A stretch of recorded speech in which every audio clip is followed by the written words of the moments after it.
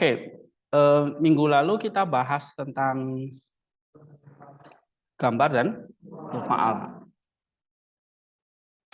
Beberapa poin dari Maximus itu, pertama apa? Gambar dan rupa Allah itu ada di dalam diri manusia, ya kan? Ada di dalam diri kita, ya. Nah, gambar dan rupa Allah itu kalau ada di dalam diri kita, berarti kita dicipta menurut satu pola, satu cetakan yang kita sebut sebagai gambar dan rupa. Oke. Nah, gambar itu berarti mendeskripsikan apa yang ada di dalam satu atau apa yang ada di dalam pribadi itu. Kalau kita mengatakan ada gambar, berarti ada sesuatu di dalamnya, ya kan? Ada pribadi. Kalau gambar Allah berarti ada pribadi Allah. Nah, melalui gambar itu saudara bisa lihat apa? Tentang siapa, mendeskripsikan siapa Allah itu. Ya, misalnya kalian lihat foto teman atau foto dirimu, orang melihat fotomu, oh bisa mendeskripsikan nih, oh wajahnya seperti ini, kulitnya seperti ini, ya, hidungnya, mulutnya dan sebagainya, gitu. Nah, kalau kita lihat gambar Allah, kita langsung bisa tahu, oh Allah itu seperti ini ternyata, ya. Nah, kita bisa tahu, oh Allah itu nanti yang adalah roh yang kita nggak bisa lihat. Nah, sekarang dia mendeskripsikan dirinya dalam bentuk gambar.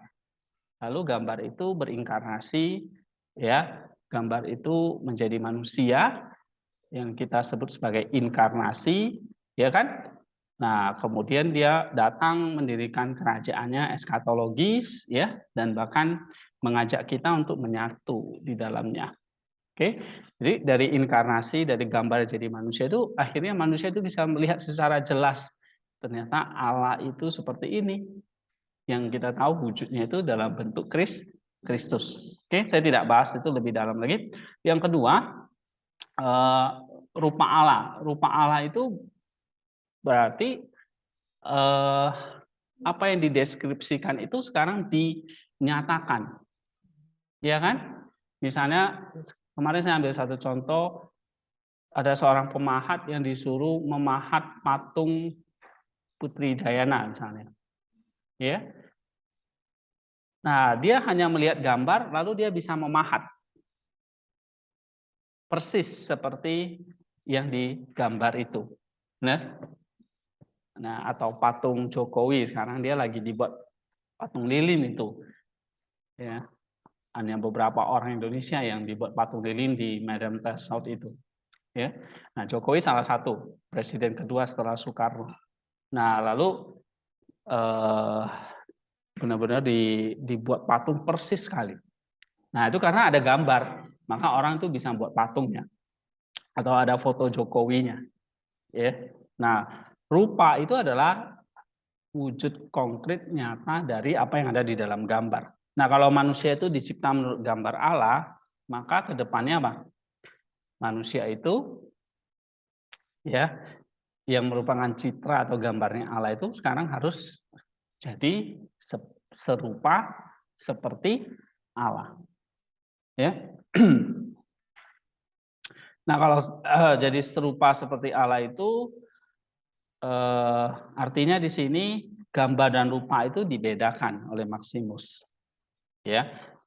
Nah, gambar itu merefleksikan atribut-atribut ilahi, ya. Sedangkan rupa itu kalau kata Maximus itu sudah dalam bentuk kebaikan dan kebijaksanaan Allah yang konkret, ya. Nah, ini nanti saudara bisa baca di sini. Nah, kemudian di dalam gambar Allah itu ada yang namanya kehendak bebas Allah, ya. Kemudian dalam gambar Allah itu ada namanya kebaikan dan kebijaksanaan, ada kasih Allah, ada kemahakuasaan Allah. Nah, itu semua ada di dalam gambar Allah.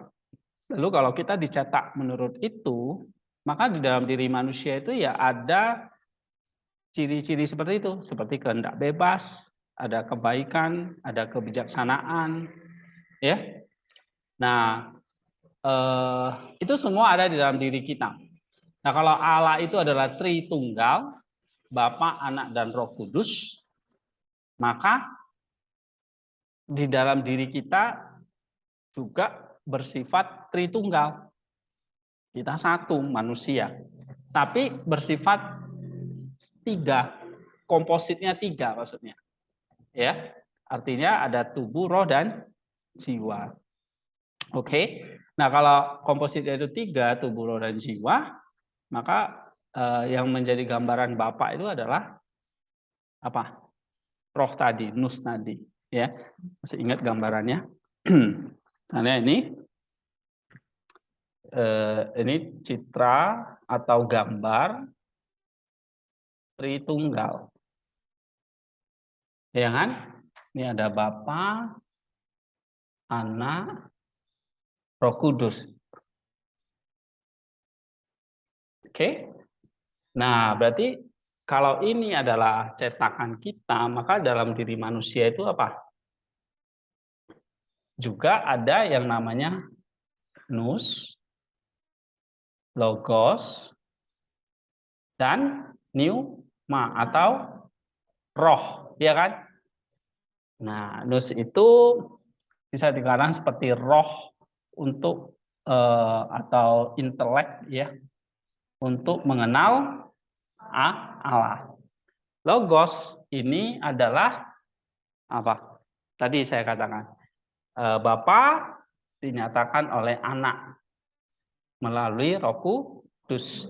Jadi kita mengenal Allah dinyatakan oleh logos kita. Apa logos kita?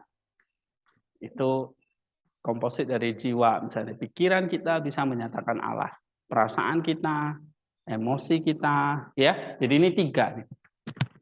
Logos itu apa saja? Ada tiga, yaitu logistikon istilahnya ya, nanti kita lihat di Maximus. Kemudian logistikon ini berarti rasio, pikiran, ini perasaan ini berarti insensif,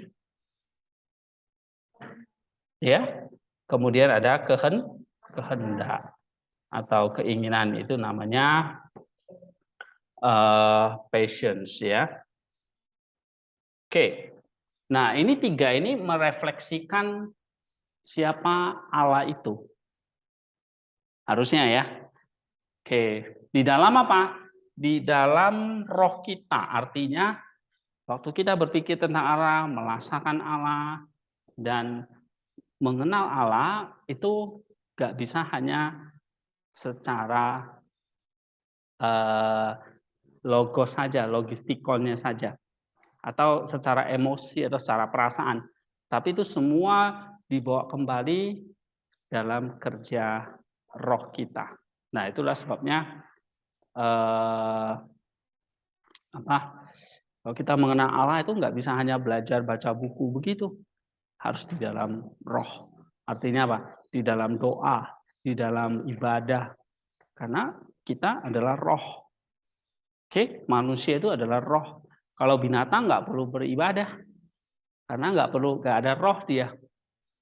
Ya, gitu. Walaupun dia bisa mengenal, walaupun dia bisa tahu tentang Tuhan, tentang alam dan sebagainya, tapi dia nggak bisa mengenal dalam roh apa yang seperti kita alami. Misalnya kita mau melihat alam ini, kita bisa mengenal alam, tapi di dalam roh, di dalam doa, akhirnya kita bisa jadi mengucap syukur kepada Allah, mengenal dia lebih dalam lagi, ya kan, dan sebagainya. Nah, itu karena ada pneuma.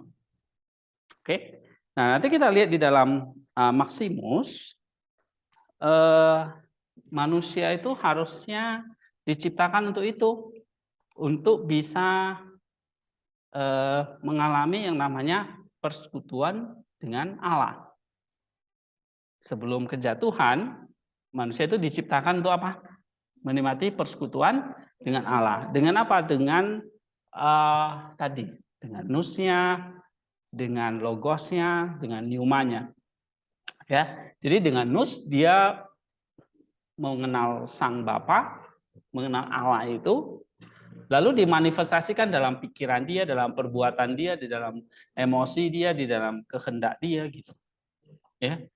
Nah, setelah dimanifestasikan dalam perbuatannya, Nah, terus dikerjakan melalui Roh Kudus, artinya melalui roh kita.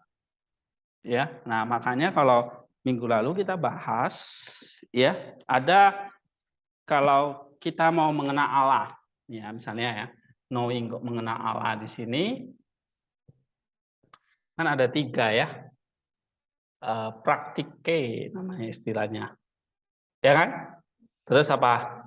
Su, ki, ke, ya kan? Lalu teologi, ke. Ini istilah dari Maximus. Lewat praktike ini berarti lewat 3 komposit tadi. Oke, lewat logos kita. Di sana mengenal Allah lewat rasio kita, lewat passion kita, lewat emotion kita, ya. Jadi kalau logistikon itu mengenal Allah lewat pengetahuan. Kita perlu belajar teologi seperti ini, ya. Nah, tapi belajar teologi itu adalah untuk mengembangkan apa? Rasa rindu kepada Allah. Inilah namanya perasaan itu. Ada kehausan, ada kerinduan, ada kerendahan hati, ada miskin di hadapan roh, misalnya gitu. Ya, ada rasa penyesalan, pertobatan, semua di sini. Yang namanya intensif itu. Jadi waktu kamu mengenal kasih karunia Allah, itu membuat jiwamu itu atau di sini ya, logos ini apa? Perasaanmu itu makin tahu, oh Allah itu ternyata punya belas kasihan yang luar biasa. Oke? Jadi kita kadang kita bisa nangis, kita meminta pengampunan dan sebagainya. Akhirnya timbullah satu keinginan yang disebut oleh Rasul Paulus itu keinginan roh. Ya. Nah, keinginan roh itu apa? Yang bertentangan dengan keinginan daging. Nah, itu yang namanya praktikos. Oke? Nah, jadi kamu di sini akhirnya timbul keinginan daging itu apa? Untuk melawan keinginan jahat itu misalnya kayak kamu berdoa, berpuasa, di sini semua. Ya. Bersedekah, perbuatan baik, amal baik. Nah, ini semua di sini. Oke? Nah, tetapi ya, ini arti dari praktikos itu membuat kamu masuk lebih dalam lagi. Nah, ini kerja Pneuma ini, ada roh lagi.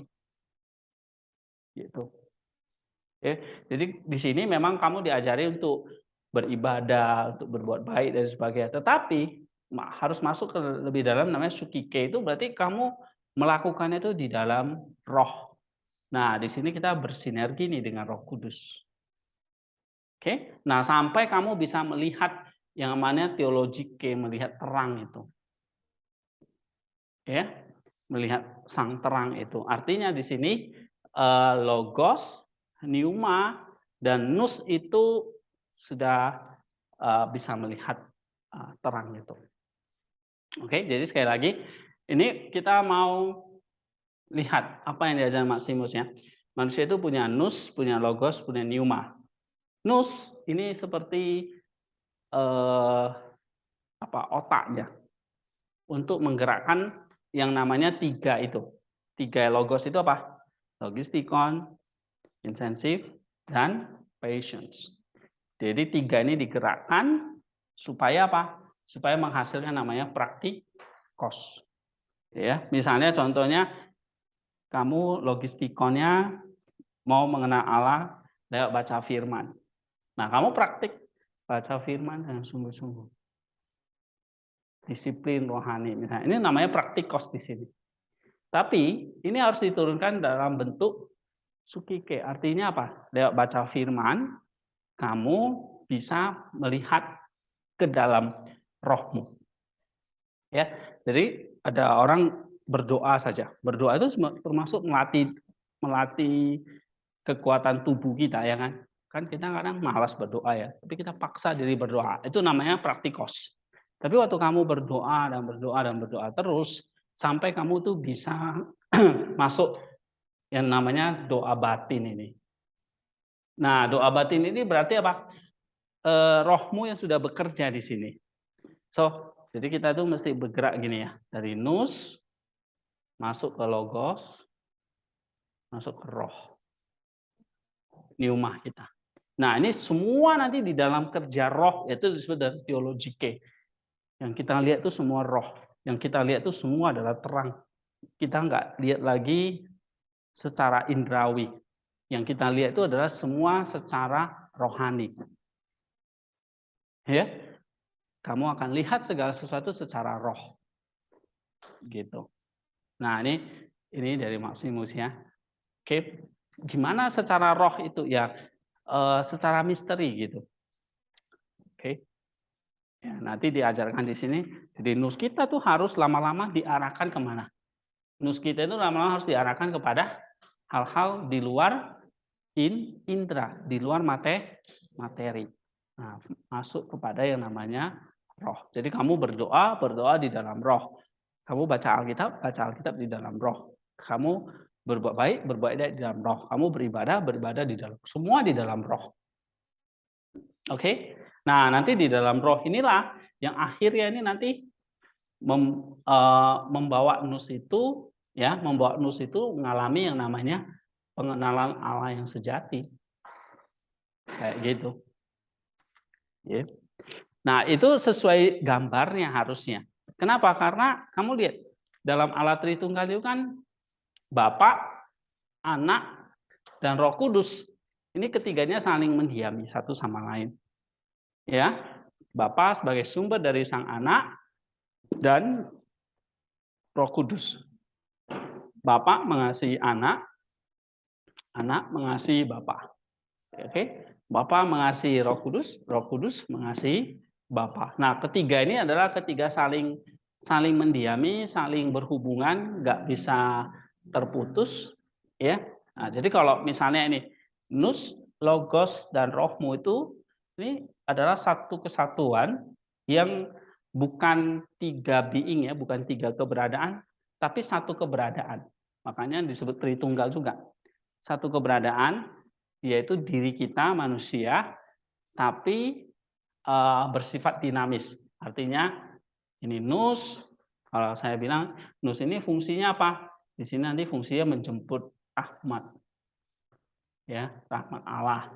Lalu untuk apa ini? Ini adalah untuk kerja nih dalam fakulti jiwa kita. Oke, nah ini dalam jiwa kita untuk apa ini? Supaya menggerakkan apa namanya roh ini, ya. Nah, jadi ini ourself, ini diri kita. Nah, ini adalah peranan dari Allah. Oke, this is ourself, this is Allah. Jadi kalau disebut sebagai manusia menurut gambar Allah, nah ini udah jelas manusia itu satu otonom. Gambar Allah inilah nanti yang kita mesti bergantung kepada rahmat Allah. Ya. Nah, ini harus berpadu. Oke?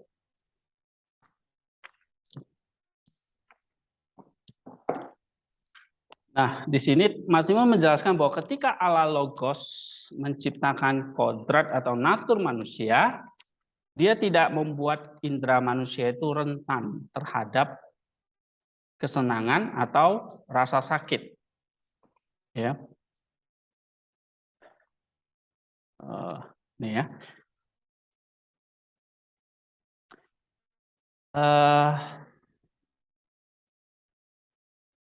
Sebaliknya, dia menanamkan di dalam kapasitas nus yang melaluinya manusia dapat menikmati Allah dengan cara yang tak terkatakan. Dengan kapasitas itu, Maximus maksud adalah kerinduan alami nus akan Allah. Nah, tadi yang saya sudah jelaskan ya. Nus itu fungsinya harusnya kalau menurut gambar Allah itu adalah merindukan atau mencari Allah. Jadi begitu manusia sudah jadi ini, maka kapasitas nusnya itu adalah menikmati Allah atau bersekutu dengan Allah. Ya.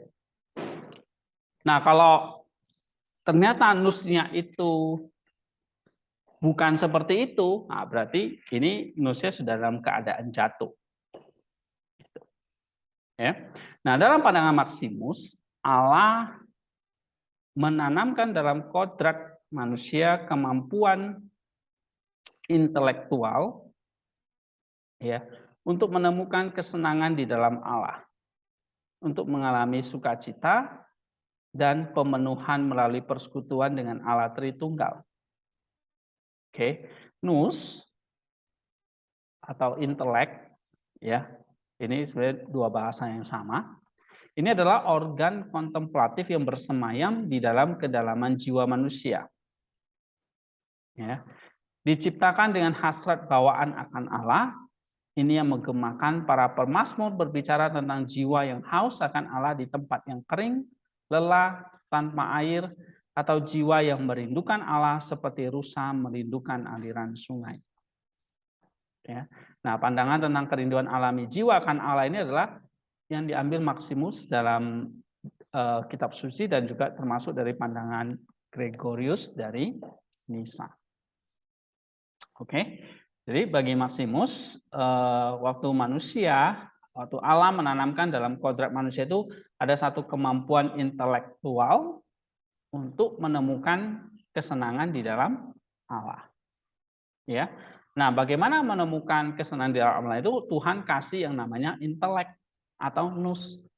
Ini adalah satu organ yang ya kalau saya bisa katakan itu kayak semacam komposit dari jiwa kita untuk mencari Allah atau merindukan Allah. Ya. Oke, sampai di sini ada pertanyaan nggak? Ada pertanyaan? Oke. Semua udah hadir ya online ya.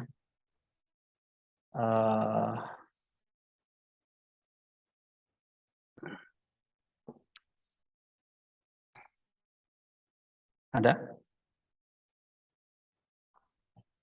Oke. Kalau enggak kita lanjut ya. Nah, tadi ada 3 fakulti ya. Nous, logos, pneuma. Ini ada di dalam mana namanya? Jiwa. Oke? Jadi fakulti dari jiwa itu bersifat tritunggal. Jiwanya satu ya. Setiap orang dikasih rohnya satu. Tapi terdiri dari apa, Mener? Terdiri dari apa?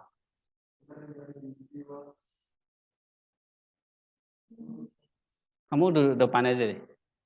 Ayo. Nah, biar kamu bisa lebih konsen. Oke. Jiwa itu terdiri dari apa? Nous, pneuma. Nous itu apa? Organ kontemplatif atau otak dari jiwa. Oke, otaknya itu kontemplatifnya mencari apa? Allah. Mencari Allahnya itu lewat apa? Lewat logos. Logos itu berarti kayak logosnya Allah menyatakan siapa Allah. Oke? Nah, nous kita yang mencari Allah itu dinyatakan dalam 3 lagi, yaitu tadi pikiran, perasaan, dan keinginan, ya atau kehendak. Oke, pikiran kita mengetahui Allah, mengenal Allah, perasaan kita merindukan Allah, ya kehendak kita mengasihi Allah. Oke, nah setelah itu apa? Tapi logos ini nggak cukup. Apa yang menjadi karya Kristus itu adalah semua di dalam Roh Kudus. Roh Kudus ini yang menyempurnakan. Nah, harus terjadi di dalam namanya pneuma. Jadi kamu baca Alkitab di dalam roh. Ya.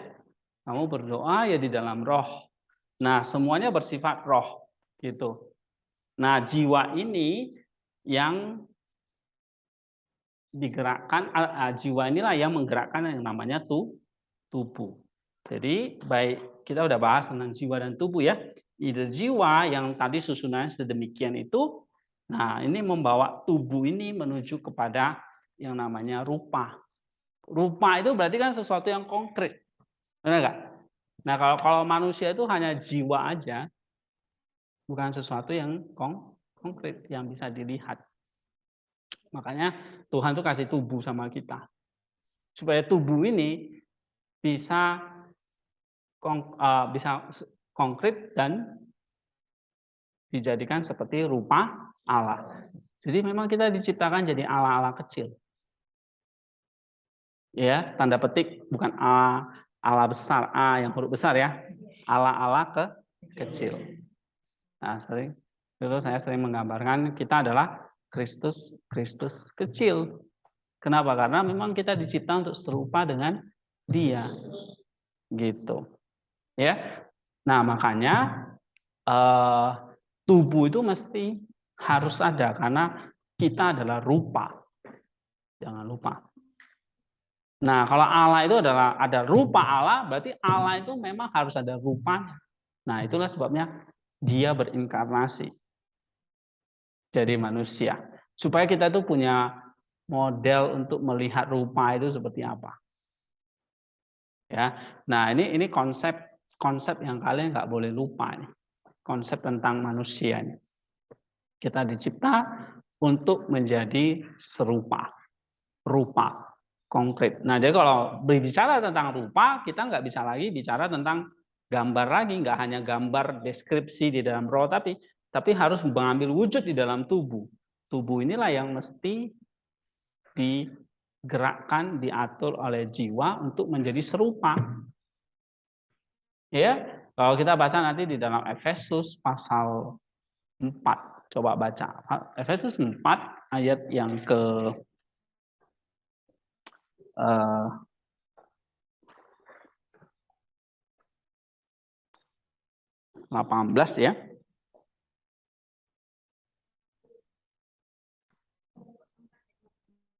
Iya. Baca. Dan pengertiannya yang jelas jauh dari hidup persekutuan dengan Allah karena kebodohan yang ada di dalam mereka dan karena kebujukan hati mereka.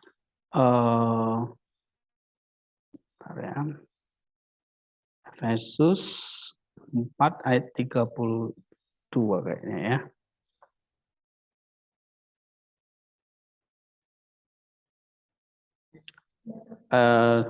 Ayat 15 kali.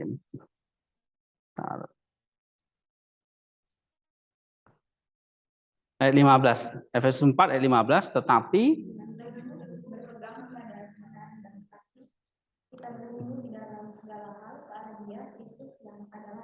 Oke, jadi bertumbuh di dalam segala hal ke arah Dia, yaitu Kristus. Kenapa nggak disebut bertumbuh segala hal? Disebutkan kata Kristus di situ. Karena Kristus itu adalah rupa. Nah, waktu kita bertumbuh, kita tuh harus bertumbuh kemana ini? Bertumbuh kayak apa? Kalau pohon kelapa bertumbuhnya jadi kayak kelapa kan? Gitu. Bukan kayak pohon durian kan jadinya kan. Nah, jadi kalau kita bertumbuh kayak apa jadinya? Kayak Kristus. Oke. Di situ nggak dikatakan Roh Kudus atau Allah, tapi Kristus. Kenapa? Karena dia adalah rupa Allah yang menjadi model pertumbuhan kita. Ya, jadi satu pertumbuhan itu harus melibatkan yang namanya tubuh. Tidak ada pertumbuhan kalau hanya yang disebut pertumbuhan rohani itu berarti hanya pertumbuhan roh saja. Yang dimaksud pertumbuhan rohani itu ya pertumbuhan diri kita seutuhnya termasuk tubuh ini. Nah, tubuh ini maksudnya bukan dalam pengertian tubuh yang makin lama makin tua terus mati gitu. Tapi pertumbuhan tubuh yang makin lama makin ditaklukkan dalam keinginan roh. Ya, tubuh yang membawa kita masuk ke dalam satu terang atau cahaya ya. Seperti kata Yesus, kita adalah makhluk cahaya. Ya, bagaimana tubuhmu bisa bercahaya di sini? Nah, ini contohnya transfigurasi Tuhan Yesus di Gunung Tabor itu. Masih ingat ceritanya kan? Dia naik ke atas bukit Tabor, terus di situ dia pakaiannya sangat kemilau, tubuhnya bercahaya. Ya kan? Padahal dia lagi pakai tubuh apa itu? Tubuh manusia seperti kita. Daging dan darahnya seperti kita. Tapi kok bisa bercahaya? Nah, itu satu contoh ya pertumbuhan seperti itu yang kita inginkan. Ya, sebenarnya dalam tradisi gereja ada banyak sekali cerita-cerita tentang itu yang benar-benar orang melihat tubuhnya itu benar-benar bercahaya.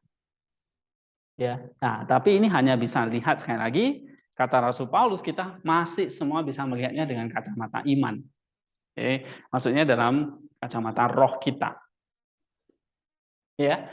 Nah, memang kita juga belum bisa melihat Allah dengan wajah ke wajah. Ya, dalam 1 Yohanes dikatakan, nah, coba baca ya, 1 Yohanes 3 ayat 2.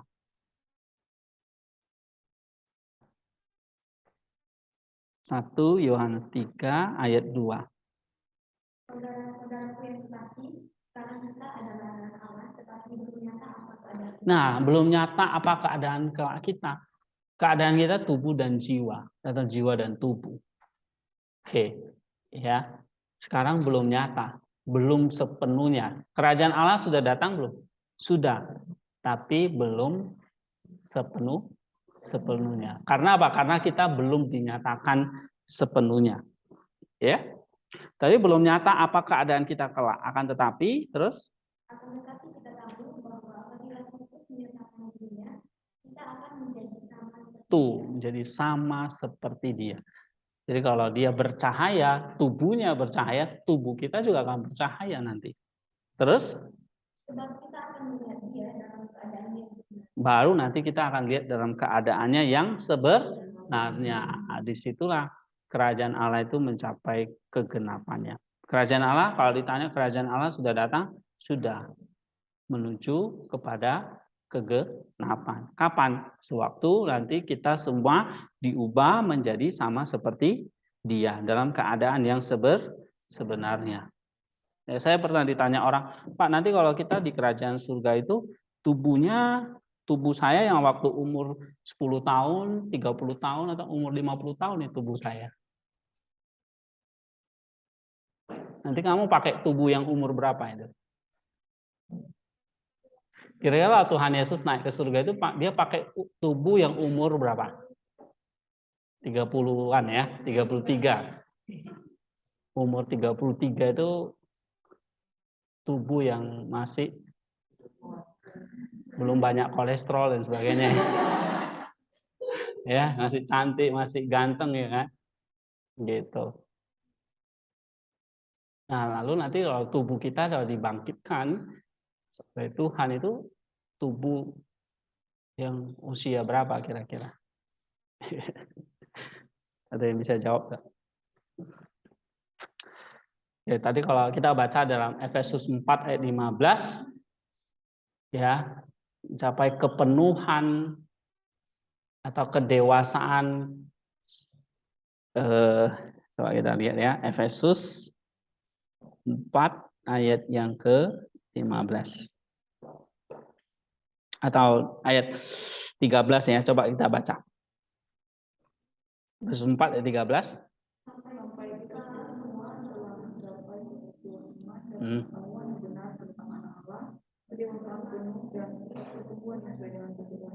Tingkat pertumbuhan sesuai dengan kepenuhan Kristus.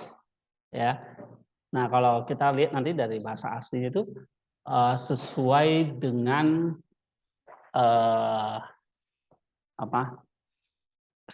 usia, ya. Oke. Jadi kemungkinan menurut saya kita semua akan diubah kalau serupa dengan dia. Jadi kalau yang misalnya yang bayi itu nanti akan memakai tubuh yang sudah dewasa. Ya. Misalnya kalau dia mati waktu masih bayi atau masih kecil, umur 5 tahun, 10 tahun. Nah, kemungkinan ya, ini masih spekulasi, kemungkinan kalau berdasarkan Efesus 4 tadi, dia akan memakai tubuh yang sesuai dengan kepenuhan Kristus, sesuai dengan usia Kristus. Jadi kemungkinan ya pakai tubuh yang masih muda lah kita semua nanti. Jadi yang tua nanti jadi muda lagi, yang anak kecil nanti jadi dewasa gitu. Oke, nah ini kalau kita bicara tentang tubuh ya. poin saya adalah tadi tentang tubuh, bahwa kalau kita menjadi serupa dengan Allah, berarti tubuh ini yang konkret ini yang menjadi serupa dengan Allah. Ya. Nah, bagaimana seorang, tadi saya katakan menjadi makhluk cahaya itu, tubuh itu bercahaya.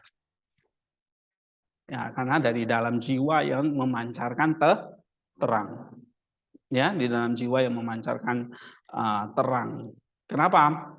Karena Tuhan Yesus mengatakan yang menerangi atau yang menajiskan kita itu adalah dari dalam. Ya, maka jiwa itu yang harus kita jaga, yang kita harus maintain gitu ya. Karena itu yang membuat jiwa kita, tubuh kita itu menjadi terang atau tidak. Ya.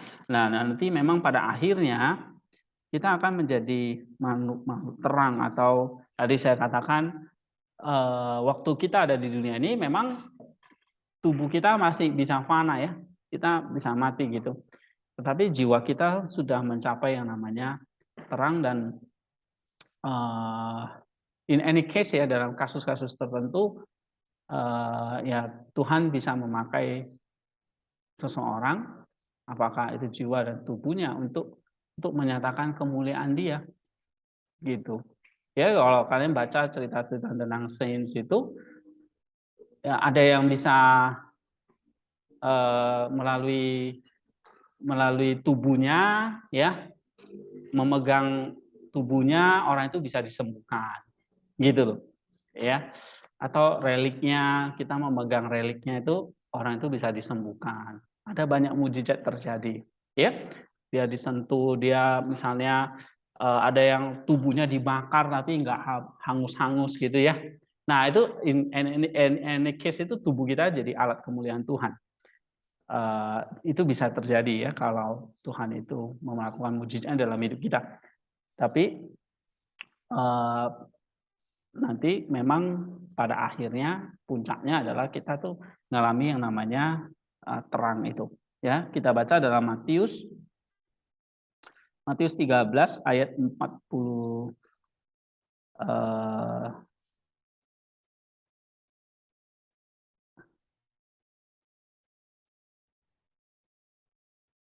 Kita baca Matius 13 ayat yang ke-43, coba baca. Pada waktu itulah orang-orang benar akan bercahaya seperti matahari dalam kerajaan Bapa mereka. Siapa bertelinga hendaklah ia mendengar. Nah, di situ pada waktu itulah artinya pada waktu nanti kita berjumpa dengan Kristus itu muka dengan muka. Nah, di sini kita akan menjadi orang-orang benar yang bercahaya seperti matahari. Nanti memang tubuh kita nanti akan bersinar terang begitu. Ya. Oke, nah sekarang kita lanjut lagi materi ini. Nah, ini idealnya yang Tuhan ciptakan untuk kita ya. Nah, tapi kita di sini akan lihat kenapa manusia pada akhirnya bisa melenceng dari tujuan penciptaan ini. Nah, kalau kita baca dalam Kisah Kejadian, Maximus mengambil kitab Kejadian ini sebagai dasar pemikirannya ya, tentang kejatuhan manusia. Nah, dia katakan manusia tidak mengikuti dengan benar kesenangan alami akan Allah ini. Harusnya manusia diciptakan untuk menikmati Allah, tapi dia berbalik ke arah lain untuk mencari pemenuhan atau kepuasan. Ya, kodrat manusia yang diciptakan dengan satu kapasitas dan kehendak bebas untuk menaati Allah, tadi Nus tadi. Nah, ternyata menyimpang dari rencana Allah dan akibatnya manusia ada di bawah pengaruh keinginan yang tidak alami. Nah, ini membawa pada ciri kedua perspektif Maximus tentang kejatuhan, bahwa manusia itu digoda oleh iblis dan cinta diri. Jadi yang pertama, kejatuhan itu akibat manusia itu tidak lagi mencari pemenuhan akan Allah, tetapi mencari sesuatu yang lain, ya, yang tidak alami lagi. Nah, ini tidak lepas dari pengaruh yang namanya godaan dari si iblis, dan juga dari diri sendiri yang disebut dia self love, cinta diri. Ya, cinta pada diri. Nah, digambarkan oleh Maximus sebagai bibit dosa dan bapak kejahatan yang melaluinya kesombongan membuat dirinya terusir dari kemuliaan ilahi. Iblislah yang bertanggung jawab membuat Adam dan Hawa diusir dari Firdaus. Oke, sosok ular yang digambarkan dalam kitab Kejadian pasal 3 digambarkan oleh Maximus sebagai orang yang cemburu pada manusia dan Allah serta berniat untuk memikat Adam dan Hawa menjauh dari tujuan Allah. Ya, iblis bagi Maximus itu adalah cemburu pada kuasa Allah yang terlihat dalam pengilahian Adam dan Hawa. Dia cemburu pada manusia yang mencapai kebajikan dan berpartisipasi dalam kemuliaan ilahi. Jadi kenapa iblis itu menggoda manusia, ingin membuat dia jatuh seperti dia karena dia cemburu. Ya, coba kita lihat halaman Filokalia ini, halaman 248.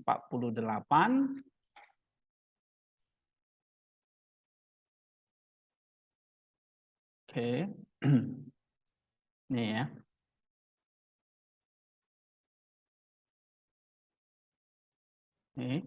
Since the devil is jealous both of us and God. Jadi memang si iblis itu cemburu pada manusia dan juga Allah. Ya. Nah, dia cemburu pada Allah yang membuat dia jatuh. Kemudian dia cemburu kepada manusia. Kok manusia itu diberi otoritas, diberi kehendak bebas, diberi tubuh. Aku kok nggak diberi tubuh yang bisa menikmati Allah begitu, ya. Ini kata Maximus. Jadi dia cemburu sehingga di situ dia membuat dia menggoda manusia dan menjatuhkan dia. Nah, ini this is jealous, ya. Ini kata Maximus. Oke. Terus kita lihat lagi poin berikutnya. Tentang kejatuhan lagi, Maximus menjelaskan bahwa tertipu dari keadaan aslinya di mana seluruh diri, jiwa dan tubuh mereka akan menemukan kesenangan sejati dan kepuasan sejati melalui persekutuan Allah. Adam dan Hawa malah memilih kematian daripada kehidupan sejati. Jadi bisa dikatakan Adam dan Hawa itu tertipu oleh godaan iblis. Sehingga dia tidak lagi memilih untuk bersekutu dengan Allah, tetapi dia memilih kematian. Ya, dia bukan memilih kehidupan yang sejati. Kehidupan yang sejati itu harusnya dia memilih Allah, tetapi dia justru memilih kematian. Ya, halaman 169 coba kita buka. Jadi yang saya bahas poin-poin ini memang tidak semua poin yang saya kutip di sini, ya, beberapa poin saja tentang kejatuhan, ya. Ada sebetulnya banyak banget, ya, tapi beberapa poin kita pelajari di sini. Nah, ya. Jadi kalau di sini original state-nya itu, original state kita apa tadi? Gambar dan rupa Allah yang mencari Allah, kan? Supaya dari gambar ini, dari roh jiwa ini mencari rupa Allah sehingga membawa tubuh ini di dalam kemuliaan. Ya. Nah, tetapi dalam perjalanannya itu deceitfulness of the sensual pleasure, we choose that rather than true life. Nah, jadi si Adam dan Hawa itu tertipu oleh hal-hal yang sensual. Nah, ini dia penting, ya, dalam konsep Maximus itu manusia itu diciptakan kan tadi untuk melihat hal-hal yang rohani, yang roh gitu, bukan yang sensual yang bersifat tubuh gitu. Nah, kalau itu digoda oleh hal-hal yang sensual yang bersifat indrawi, maka dia katakan kita tuh sedang memilih kematian. Ya, sama seperti sekarang.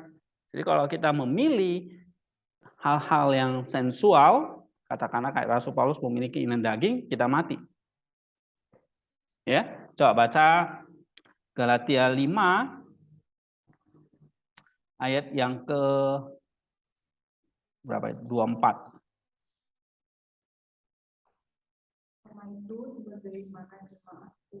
Sorry, bukan. Galatia 5 ayat yang ke-21. Galatia 5 ayat 21. Kedemikian kemabukan, pesta dan sebagainya. Terhadap semuanya itu kuperingatkan kepada kamu seperti yang telah kubuat dahulu, bahwa barang siapa melakukan hal-hal yang demikian, ia tidak akan mendapat bagian dalam kerajaan Allah. Nah, kenapa nggak dapat bagian dalam kerajaan Allah? Karena kita memilih hal-hal kematian yang bersifat sensual seperti tadi penyembah berhala, sihir, perselisihan, iri hati, amarah, kedengkian, kemabukan dan sebagainya. Ya.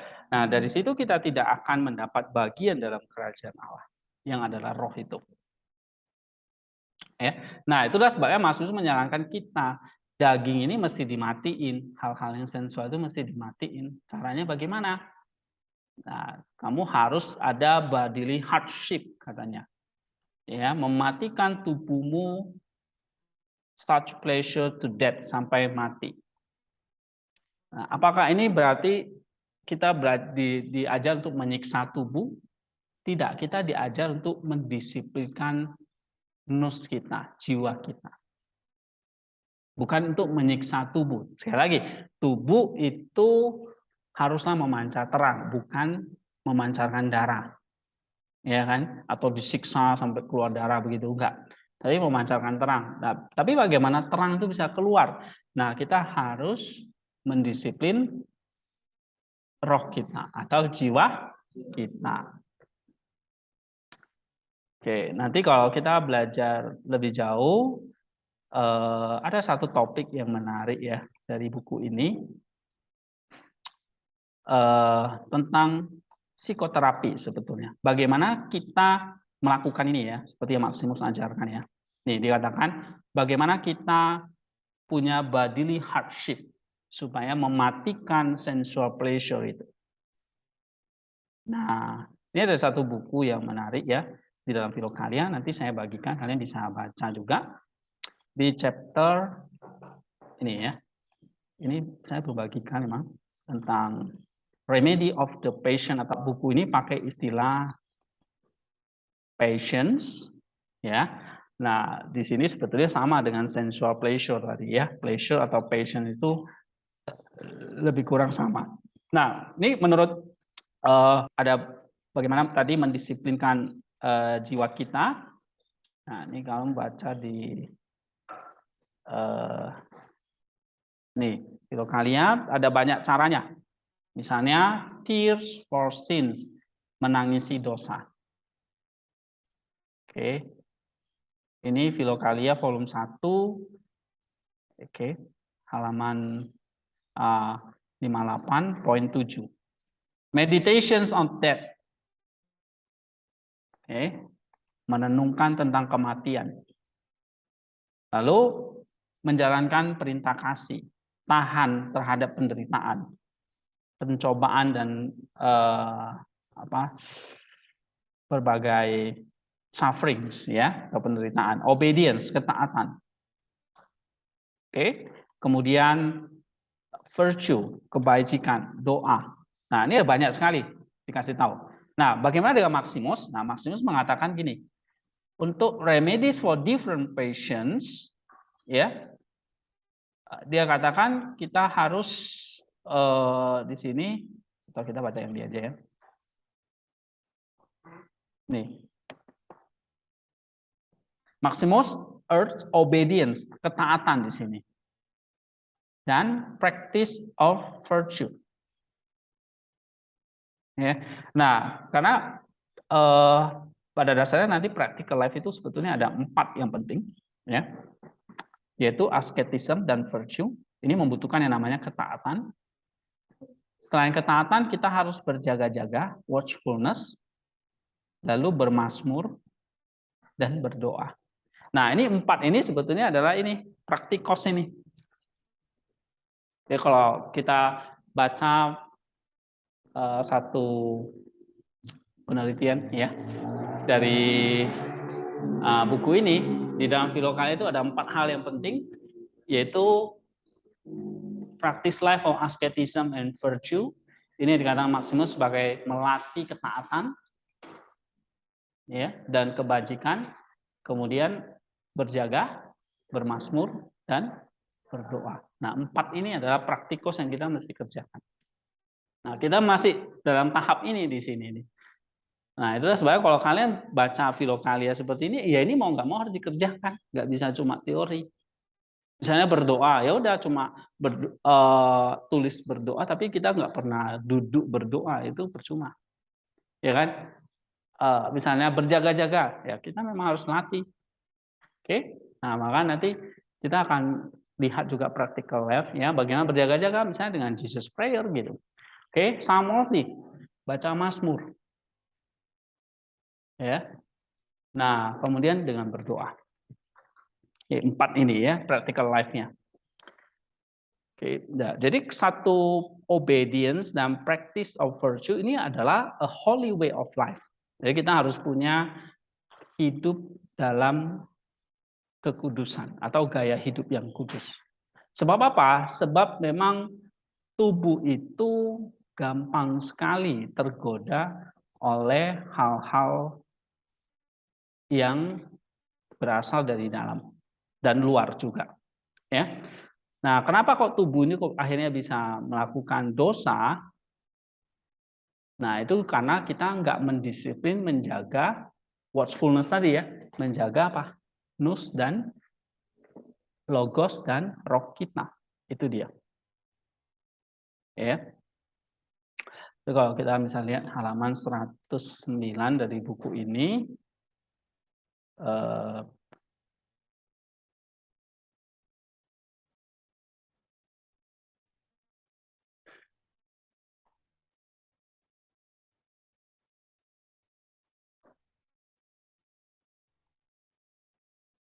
oke, ini ya, kelihatan?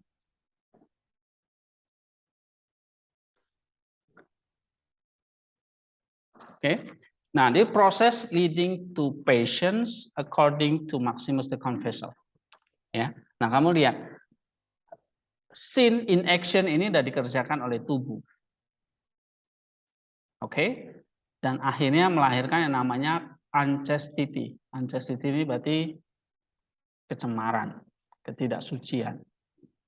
Ya. Nah, kita itu sudah masuk dalam committing of sin, artinya sudah berulang-ulang ini. Oke. Tapi sin of action itu berasal dari mana? Sin in the mind. Ini berarti kerja di dalam jiwa kita nih sudah di sini. Ya. Sin in the mind. Sin in the mind itu berasal dari mana? Nah, ini dari thought. Thought ini artinya pikiran-pikiran jahat atau yang saya sebut tadi nafsu. Ya. Nah, nafsu ini berasal dari mana? Dari memori yang tersimpan ataupun dari demons, si jahat. Nah, jadi kamu lihat ya, ada godaan nih. Lalu masuk ke dalam thought. Thought ini berarti tadi logos kita. Kalau logos kita kalah, timbullah passion. Passion di sini nafsu ya. Nafsu ini akhirnya mengikat jiwa kita, impassioned thought. Oke. And then mulai naik actions. Naik kemana? Ke mind. Lalu menjadi action. Ya, ini menurut Maximus. Bagaimana tubuh itu kok jadi berdosa? Akhirnya ujung-ujungnya dari sini nih. Ya, gitu. Oke. Nah, kamu lihat di sini, kalau menurut John Damascus, ini ada provokasi dari si iblis. Oke, menggoda apa? Dia nggak akan menggoda ini. Kamu langsung melakukan dosa, dia akan menggoda nus kamu di sini. Nah, akhirnya kita terima godaannya. Akhirnya jadi coupling. Lahiran nafsu, dari nafsu tidak langsung jadi satu tindakan ya, tapi masih wrestling, bergumul. Oke, kita masih bergumul nih. Nah, di sini waktu wrestling, patience-nya ini ibaratnya belum matang. Ya, karena kita masih wrestling. Nah, setelah wrestling kalah, maka naik dia. Artinya kita memberikan approval, lalu jadi aktualisasi, lama-lama kita jadi captivity ya, atau kita jadi terbelenggu oleh dosa itu. Nah, ini berbagai proses ya, ini dijelaskan. Ini semua di dalam Filokalia ya. Nah, ini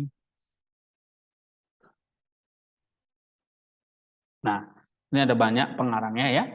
Mark the Ascetis, John Climacus, Maximus. Nah, Maximus ini yang kita pelajari dari memory atau demons, jadi thought, jadi passion, jadi impatient thought, action to sin, sin in the mind, sin in action.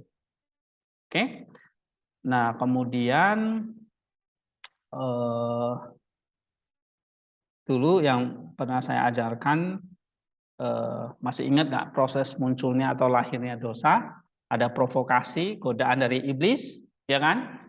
Kemudian timbul apa? Kalau terus kita kalah, maka akan timbul yang namanya logismoi.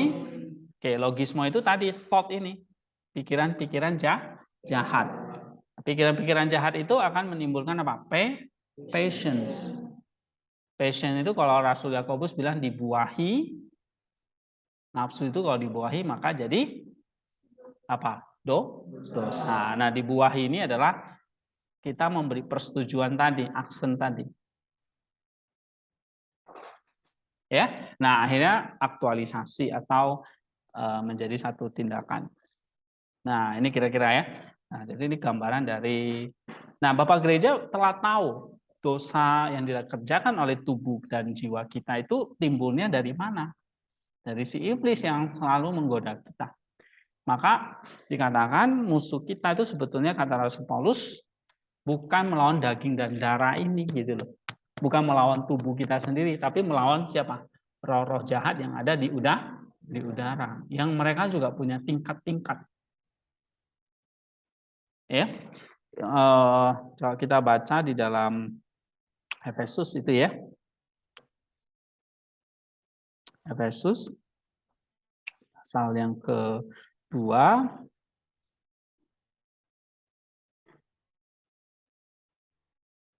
Coba ayat yang 1 dan kedua.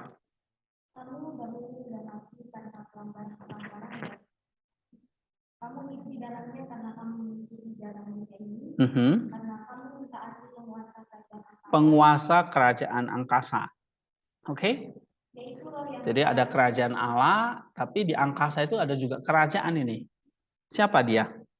Yaitu roh yang sekarang sedang bekerja di antara orang-orang durhaka. Ya, gitu. Nah, roh yang sekarang sedang bekerja di antara orang durhaka. Lalu coba kita lihat Efesus 5 ayat yang ke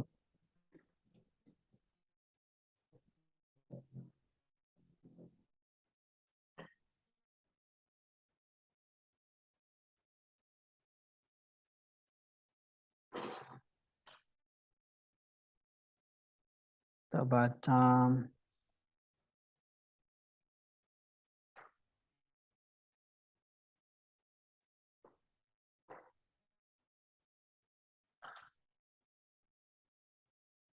Efesus berapa itu ya? Bahwa perjuangan kita bukan melawan daging dan darah, tapi roh-roh jahat, musuh kita.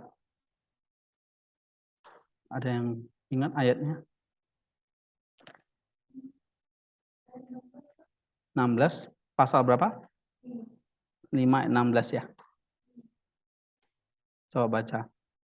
Dan pergunakanlah waktu yang ada karena hal ini adalah jahat. Bukan.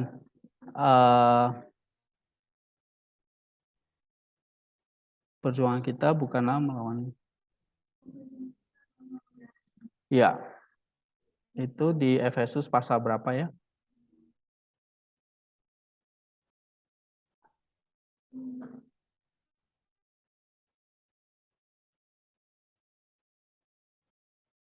Sebentar.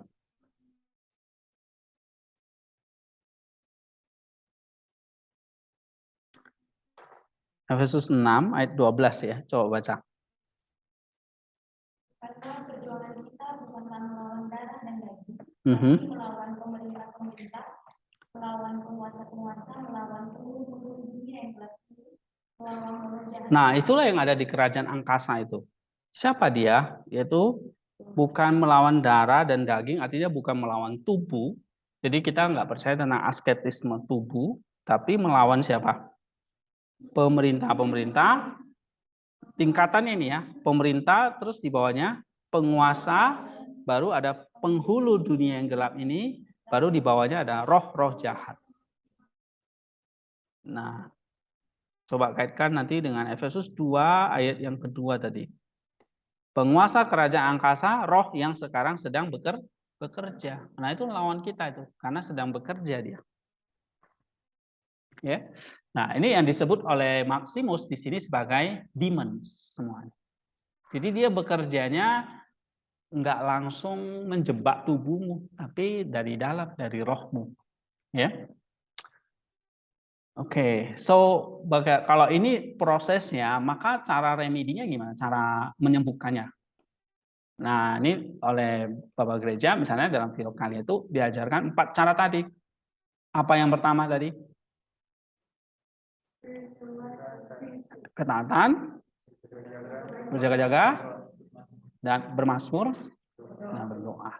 Nah, sebetulnya ini banyak ya, tapi disimpulkan 4. Misalnya nih, bisa spiritual reading, seperti kalian baca buku-buku Bapak-Bapak Gereja, itu sebetulnya adalah sedang menyembuhkan jiwa kita. This is the remedy of the patients.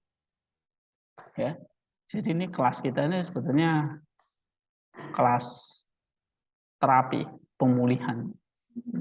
Ya. Lalu pikirkan tentang kematian, penyesalan diri, melatih ketaatan dengan kehendak bebas kita, solitary life, belajar hening, meditasi, ya, merenung akan kasih karunia Allah, lalu tentang kelemahan kita, ya, trials and temptation, ya ini misalnya melawan godaan dan sebagainya ya, kerendahan hati, oke, kemudian doa dengan iman, pengharapan dan kasih, ya, dan sebagainya. Nah ini semua ada dinasihati ya di dalam Bapak Filokalia ini. Ini dari Peter Damaskos ya. Ini kalau dari Maximus dia katakan kita mesti ini ya. Jadi kita disuruh aktif mengejar yang namanya hidup dalam kebajikan. Oke.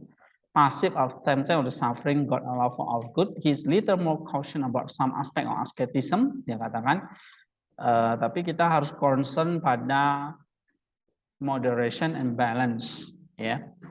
Kemudian seperti Eva Grace mengatakan juga tentang diet, encounter with women easily lead to thought of unchastity. Jadi diet ini seperti menjaga makanan gitu ya. Kemudian menghindari dengan hal-hal yang menggoda dari wanita dan sebagainya. Oke. Ini practical life-nya. Nah, bagi Maximus, nih dikatakan ya, virtues of the body and virtues of the soul, ya, ini adalah dua hal yang sangat diperhatikan oleh Maximus. Oke, yang seimbang ya. Misalnya kebajikan tubuh dan kebajikan jiwa. Nah, untuk tubuh kita harus melatih fasting, vigil, sleeping on the ground. Jadi berpuasa, berjaga-jaga, tidur di lantai, melayani kebutuhan orang, bekerja dengan tangan sendiri agar tidak menjadi beban bagi orang lain. Nah, ini untuk melatih tubuh. Melatih jiwa ini adalah kasih, tahan penderitaan, lemah lembut, pengontrolan diri, dan doa. Ya, ini kita bisa baca di halaman Filokalia 2, halaman 75. Ya, coba kita buka. Halaman 75. Oke, nomor berapa nih? Nomor 57. Nah, ini ya. Nah, ada kebajikan dari tubuh, ada kebajikan dari jiwa. Nah, jadi bagaimana menghasilkan satu kebajikan dari tubuh? Ya, kita harus berpuasa, berjaga-jaga, tidur di atas lantai. Nah, ini memang dia seorang biarawan ya, jadi dia nggak mau tidur di tempat yang empuk, yang nyaman. Oke, supaya dia tidurnya nggak kelamaan seperti kita. Ya, melayani kebutuhan orang, bekerja dengan tangan sendiri. Nah, sedangkan kebajikan jiwa itu ya tentang kasih, ya, tentang lemah lembutan, tahan penderitaan, mengontrol diri dan doa. Oke, ini yang diajarkan oleh mereka ya. Nah, jadi kita mesti praktis ini, gitu. Ya. Nah, tapi pada intinya apa? Bagaimana kita bisa melawan supaya tubuh ini yang adalah rupa Allah ini tetap bercahaya? Caranya apa? Melatih disiplin dari dalam.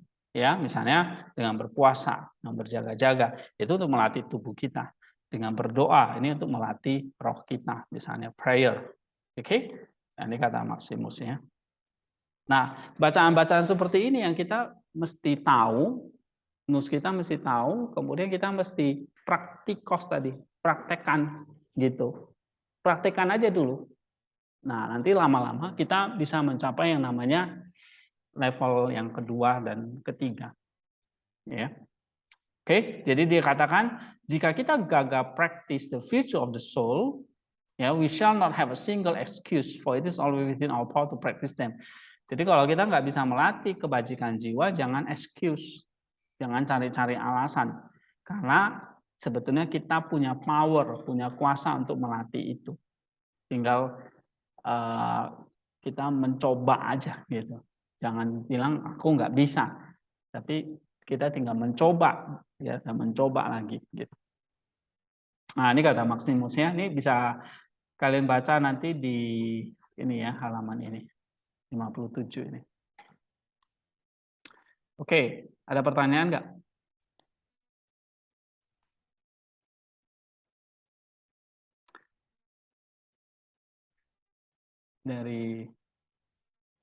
Dari mahasiswa ada? Ya. Feedback mungkin dari Pak Alfa, coba silakan Pak.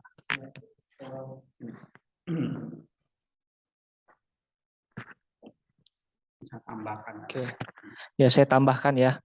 Hal yang menarik dari materi ini ya, kita belajar dari tokoh-tokoh ya, bapak-bapak gereja gitu, bagaimana mereka hidup ya, khususnya menjaga spiritualitas mereka kan.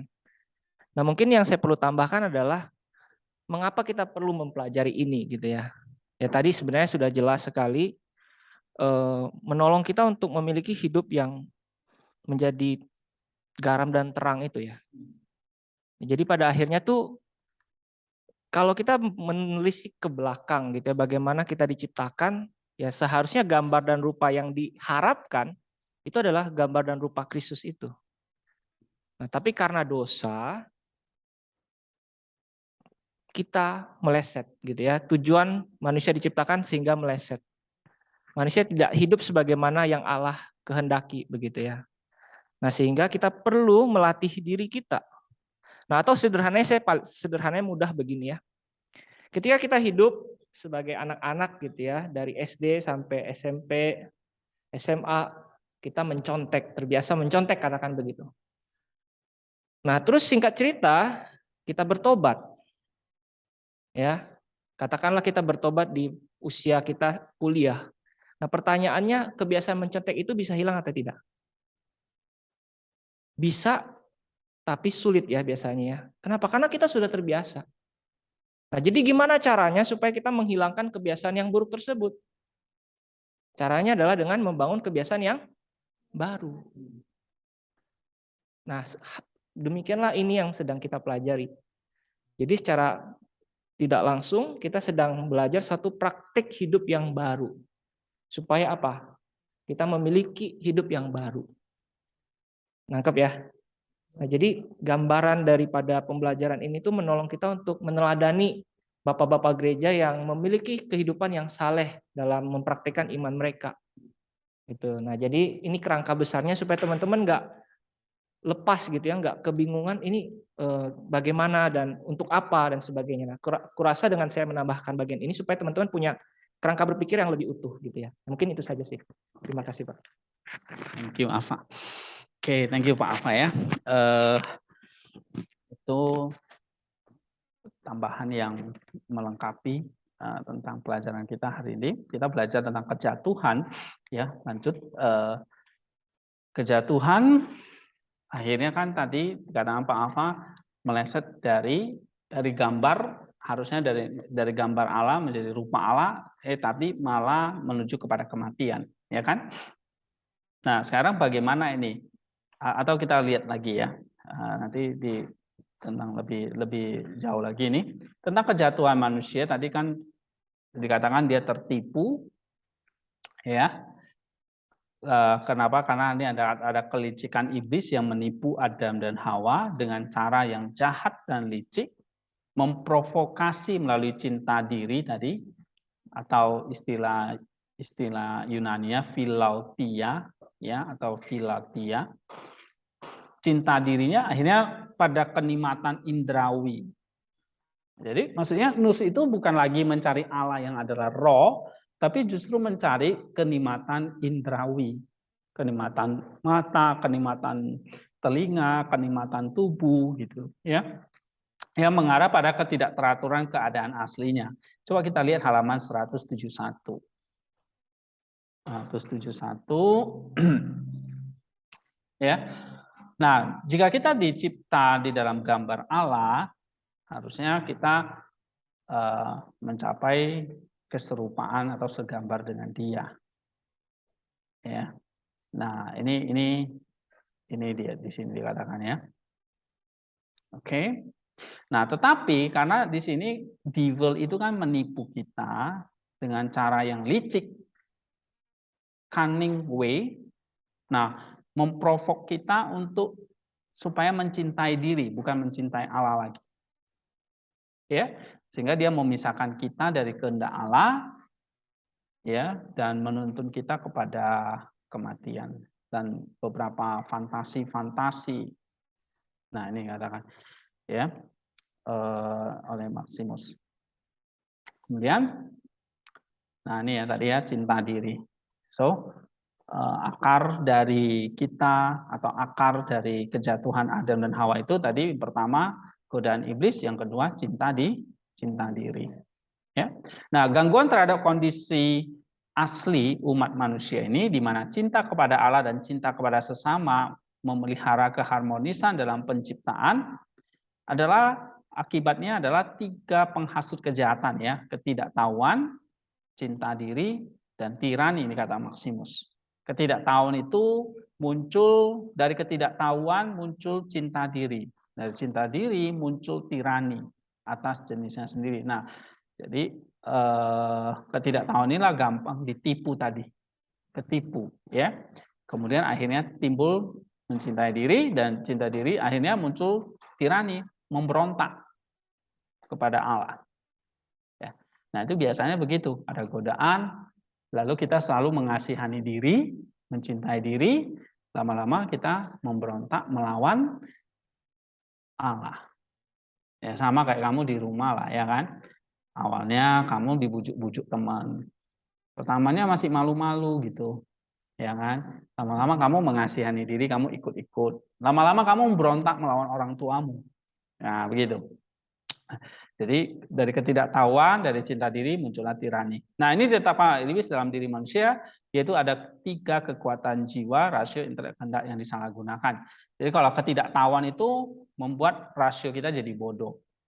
Nah, makanya rasio atau nus kita itu jangan bodoh. Tahu jebakan iblis kayak gimana. Oke? Lalu cinta diri. Cinta diri ini harus dikalahkan dengan satu kalau kita cinta diri tadi dengan satu insensi perasaan yang mengasihi Allah, bukan mengasihi diri. Ya, lalu tirani pemberontakan bisa dikalahkan dengan kita punya kehendak untuk terus menaati Allah, bukan melawan Allah. Ya. Jadi bagaimana mengatasi ketidaktahuan itu dengan rasio kita, ya, cinta diri itu dengan keinginan kita atau perasaan kita, lalu kehendak tadi untuk mengalahkan pemberontakan tadi. Ya, di sini ada 2 pohon di Taman Eden. Ya, kalau kita baca dalam kitab Kejadian pasal 2 sampai 3, apa saja nama pohonnya itu? Pohon pengetahuan baik dan jahat, dan satu lagi namanya apa? Pohon kehidupan. Nah, Tafsiran Maximus ini menarik di sini dia katakan ya. Maximus memperkuat peran dimainkan iblis atas kehendak bebas Adam dan Hawa, menipu mereka untuk mengejar kesenangan sensual melalui cinta diri tadi. Kita membaca sejumlah hal menarik tentang kedua pohon ini. Hal-hal yang selanjutnya memberitahu kita tentang konsep Maximus tentang kejatuhan dan hubungannya dengan antropologi, maksudnya dengan manusia secara keseluruhan ya. Nah, pohon kehidupan ini dikatakan menghasilkan kehidupan. Sedangkan ada pohon pengetahuan baik dan jahat itu menghasilkan kematian. Ya, pohon kehidupan melambangkan kebijaksanaan yang ditandai dengan nus dan rasio. Jadi pohon kehidupan itu disimbolkan sebagai nus kita atau intelek kita. Sedangkan pohon pengetahuan tentang yang baik dan jahat ini berlawanan dengan kebijaksanaan. Tidak memiliki rasio atau nus, jadi orang bilang nggak punya otak gitu. Yang namanya nafsu itu udah nggak pakai otak, ya kan?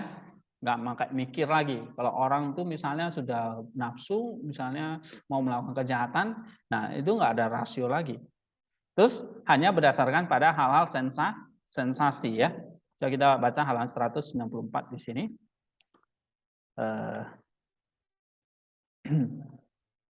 Ya, jadi ini pohon kehidupan ini symbolize wisdom ya, atau hikmat tadi atau kebijaksanaan tadi. Nah, ini berbeda dengan pohon pengetahuan baik dan jahat.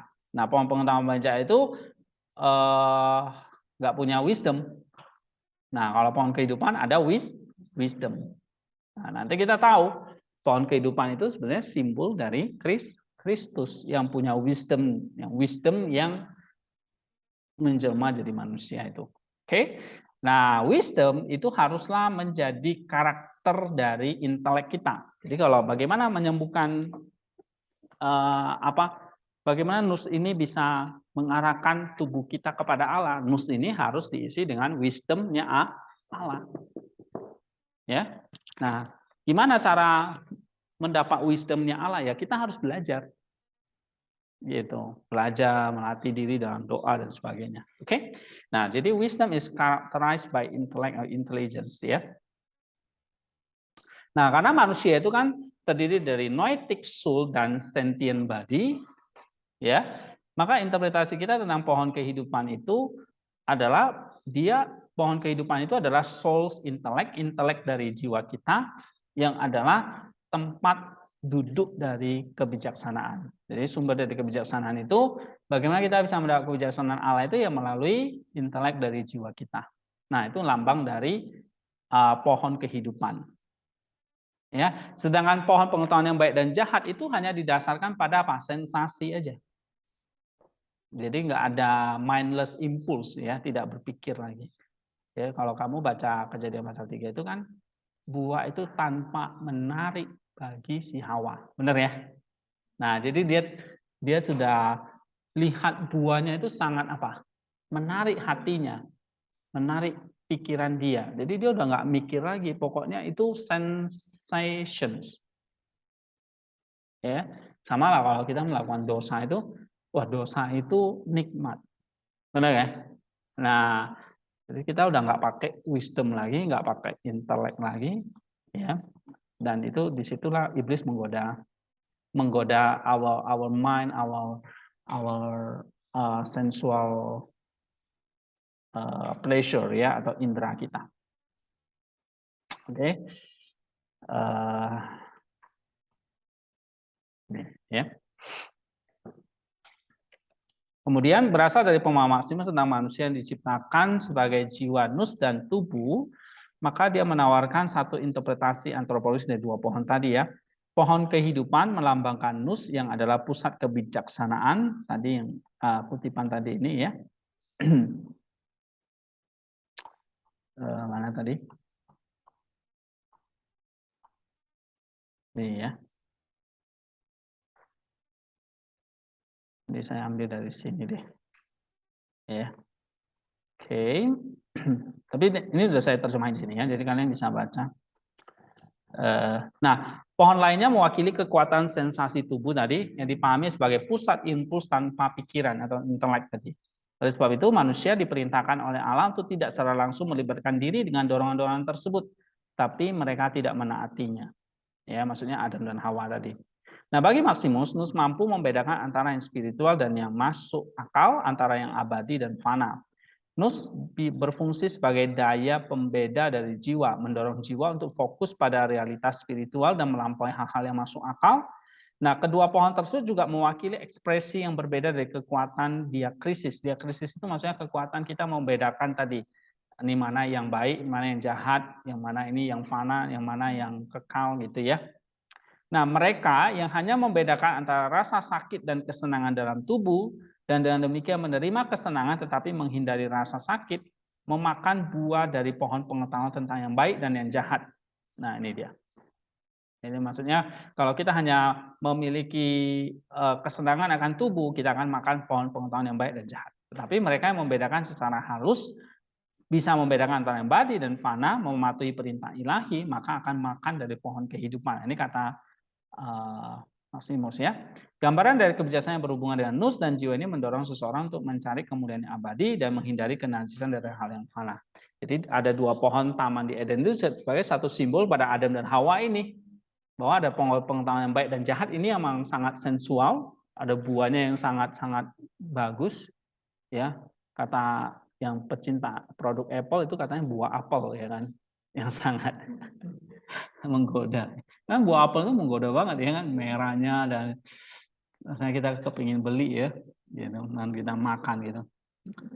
Nah, kira-kira mungkin buah apel ya, nggak tahu buah apa. Oke, tapi ada satu lagi pohon kehidupan, ya. Nah, pohon kehidupan itu mewakili kita untuk memakai nus kita untuk memilih atau menaati Allah. Nah, dengan menyatukan berbagai unsur ini, gagasan utama dalam Maximus tentang dua pohon ini adalah gini, rancangan Allah bagi umat manusia. Jadi ada persekutuan dan penyatuan tak henti-hentian antara Allah dan semua makhluk, kemudian diinterupsi oleh penyalahgunaan kehendak bebas. Jadi pohon pengetahuan baik dan jahat ini mewakili penggunaan kehendak bebas kita. Apakah kehendak bebas kita memilih pohon pengetahuan baik dan jahat atau memilih pohon kehidupan? Ya, jadi kenapa kok Tuhan tempatkan dua pohon ini? Jadi udah jelas ya bahwa manusia itu diciptakan tidak langsung sempurna. Dia harus menggunakan kehendak bebasnya untuk memilih pohon kehidupan, bukan pohon pengetahuan yang baik dan jahat. Gitu.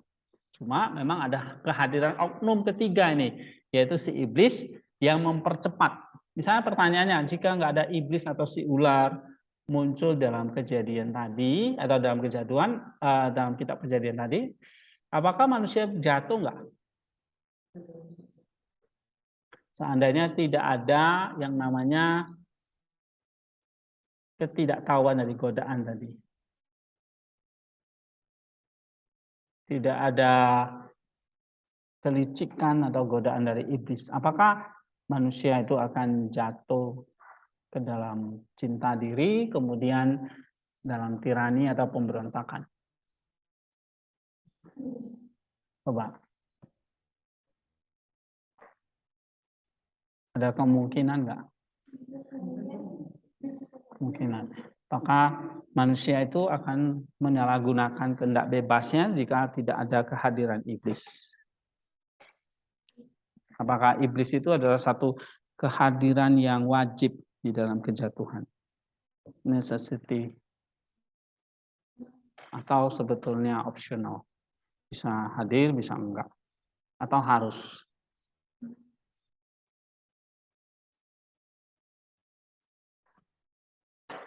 Nah.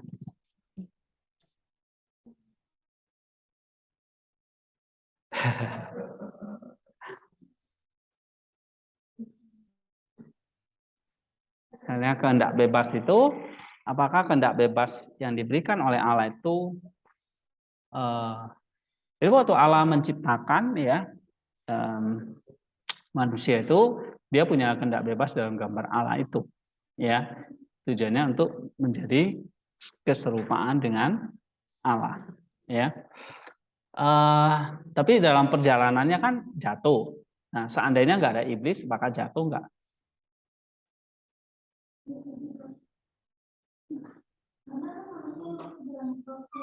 Masih dalam proses ya. Dan manusia juga punya kehendak bebas sendiri. Apa aja yang mau dia lakukan yang sehat? Iya, gitu. Jadi ada kemungkinan bisa jatuh. Apakah pasti jatuh?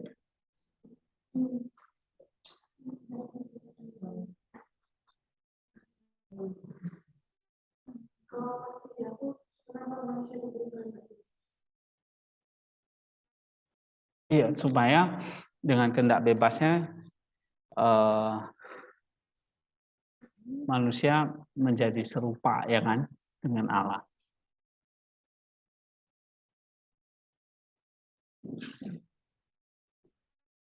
Mungkin yang online bisa bantu. Siapa sih yang online nih? Ada Sarah, kemudian nih ada satu siapa ya? Pakai bahasa apa ini? Syria ya. Kemudian ada Oscar. Oscar bisa bantu jawab?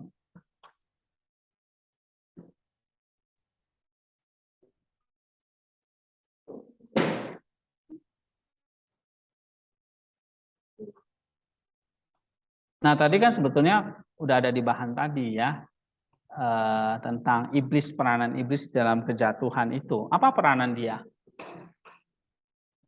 Menggoda dan menipu manusia. Ya. Nah, jika tidak ada godaan atau tidak ada tipuan, maka manusia tidak akan jatuh. Ya. Gitu.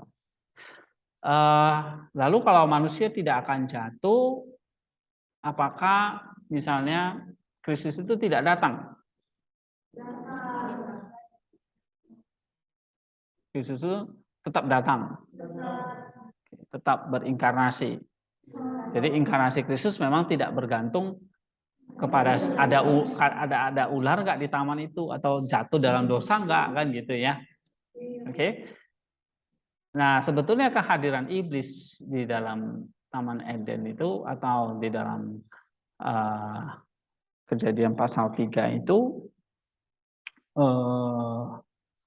ya ada yang bertanya begitu juga, kenapa kok dia bisa masuk ke dalam Taman Eden itu? Dari mana dia berasal gitu? Ya, berarti ini memang sudah ada kejatuhan malaikat dulu sebelum kejatuhan manusia. Ya. Jadi sejak manusia pertama itu sebetulnya sudah ada yang namanya kerajaan angkasa itu. Dia membentuk satu tirani melawan Allah. Ya, karena kesombongan dia. Oke. Tetapi bukan penyebab bukan setan itu yang menyebabkan manusia jatuh. Tapi karena apa? Kata Maximus ini penyalahgunaan kehendak bebas. Yang tadi 2 pohon tadi. Iblis hanya mempercepat aja. Ya. Nah, tetapi penyalahgunaan kehendak bebas itu tadi. Ya, ada gambaran tadi ada 2 pohon, yaitu pohon pengetahuan baik dan jahat dan pohon kehidupan. Jadi Allah itu sudah menciptakan manusia yang otonom, yang punya kehendak bebas untuk memilih pohon itu. Ya. Seandainya misalnya manusia tidak jatuh pun, ya apakah Kristus itu kemudian akan disalibkan dan mati gitu? Hah? Tentu kalau manusia tidak jatuh, tidak ada kematian, sehingga Kristus juga tidak perlu mengalahkan kematian begitu ya. Nah, jadi kedatangan Kristus ya hanya memulihkan manusia itu menjadi rupa Allah yang sempurna. Jadi tidak lagi menebus manusia dari dosa karena tidak ada kejatuhan gitu. Ya. Gitu. Nah, tapi apakah rencana Allah itu memang sepenuhnya bergantung pada kehendak bebas manusia? Iya. Jadi kalau memang pada saat itu kehendak bebas manusia, manusia dengan hikmatnya tidak jatuh ke dalam dosa, nah, apakah keselamatan Allah itu gagal? Dan enggak, keselamatan itu tidak bergantung kepada kehendak bebas manusia. Ya, artinya gini, keselamatan itu bukan hanya sekedar memulihkan kita dari dosa. Tapi keselamatan itu membawa kita masuk ke dalam kehadiran Allah, menjadi rupa Allah itu. Ya. Ya, memang ada pandangan keselamatan itu secara negatif ya, kita terbebas dari dosa, maut dan iblis gitu. Tapi keselamatan yang sebetulnya dari Allah itu dalam rencana keselamatan itu adalah keselamatan yang positif. Karena Allah nggak mendesain kita untuk jatuh ke dalam dosa, tidak membuat kita sengaja ditaruh di Taman Eden supaya kita jatuh dalam dosa, enggak. That's not his plan gitu ya. Jadi jangan salah ngerti. Ya, gitu. Nah, Allah mendesain kita, menciptakan kita supaya kita hidup, bukan supaya kita jatuh dalam dosa lalu mati, enggak. Maka di situ dia kasih 2 pohon itu supaya manusia bisa memilih gitu. Ya. Ya memang ada pertanyaan, Pak, kenapa kok dikasih pohon pengetahuan yang baik dan jahat? Kenapa enggak pohon kehidupan aja di situ? Ya. Nah, sekali lagi manusia diciptakan tadi dari gambar harus menuju rupa. Jadi kalau kita memakai pandangan Bapak Gereja, pengertian gambar dan rupa itu bisa menjawab ini ya. Jadi ada hal-hal yang memang kita mesti kerjakan lagi. Adam dan Hawa itu memang diciptakan untuk ya kalau kita lihat kemarin kita belajar Ibrani ya, kalau dari bahasa aslinya itu waktu Allah menciptakan Adam dan Hawa itu masih pakai kata kerja yang bentuknya apa? Imperfect. Ya kan? Imperfect itu berarti belum komplit gitu. Iya. Artinya memang manusia harus mengerjakan dari gambar menjadi rupa. Jadi manusia itu memang harus dites, diuji ketaatannya supaya jadi serupa dengan Allah. Ya. Gitu. Jadi gambarnya itu harus di-exercise. Akhirnya jadi berwujud konkret. Contoh ilustrasinya apa ya? Ya seringkali saya ilustrasikan itu benih harus ditanam bertumbuh jadi berbuah ya, tapi ada ilustrasi lain bagaimana dari gambar itu jadi rupa Allah ya. Nah, tapi apakah rencana Allah itu bergantung pada kehendak bebas manusia? Tentu tidak. Rencana Allah itu bukan bergantung pada kehendak bebas manusia. Kalau manusia tidak menyalahgunakan kehendak bebasnya, berarti Allah nggak perlu datang menyelamatkan kita. Enggak. Keselamatan Allah itu sudah dalam rencana kekal Dia. Karena apa? Karena Dia menciptakan kita manusia untuk selamat, bukan untuk mati gitu loh. Ya. Apakah Allah tahu di dalam kematahuannya Dia tahu manusia itu bakal jatuh dalam dosa? Tahu. Ya kan? Tentu Dia tahu. Tapi kok enggak dicegah? Biasanya pertanyaan-pertanyaan itu selalu muncul ya kan? Kalau Allah tahu misalnya manusia itu bakal melawan Dia, memberontak kepada Dia, kenapa Allah nggak mencegah dia? Atau Allah mengintervensi? Nah, sekali lagi, ini karena Allah menciptakan kita untuk melatih kehendak supaya manusia itu bisa menggunakan kehendak bebasnya dengan benar. Ya. Nah, kita ketahui bahwa kehendak manusia itu berakar pada kebebasan ilahi. Jadi dia tidak mungkin mengintervensi Adam dan Hawa itu dari makan buah pohon pengetahuan itu. Ya. Jadi bukan iblis yang menyebabkan manusia jatuh, tapi manusia itu sendiri. Kehendak bebasnya yang disalahgunakan. Ya. Nah, jadi di sini Maximus menegaskan bahwa kehendak manusia berakar pada kebebasan ilahi, sehingga ini adalah salah satu ekspresi gambar Allah di dalam diri manusia, bahwa ada kebebasan untuk memilih antara ketaatan dan ketidaktaatan pada Allah, tadi yang saya katakan, antara kasih pada Allah atau cinta diri, antara menyembah Sang Pencipta atau menyembah ciptaan. Ya. Nah, menggunakan kehendak bebas manusia, Maximus berpendapat iblis memprovokasi manusia melalui cinta diri untuk mengejar kesenangan sensual. Akibatnya manusia dipisahkan dalam kehendak mereka dari Allah dan dari satu sama lain. Kemanusiaan telah dibagi menjadi banyak ide dan tertipu oleh banyak fantasi. Nah, jadi kalau kehendak bebas yang disalahgunakan, ya, itu akhirnya membuat manusia itu apa? Terpisah dari Allah. Iblis mengambil kesempatan dalam kesempitan. Jadi dia memprovokasi manusia. Ya, dia tahu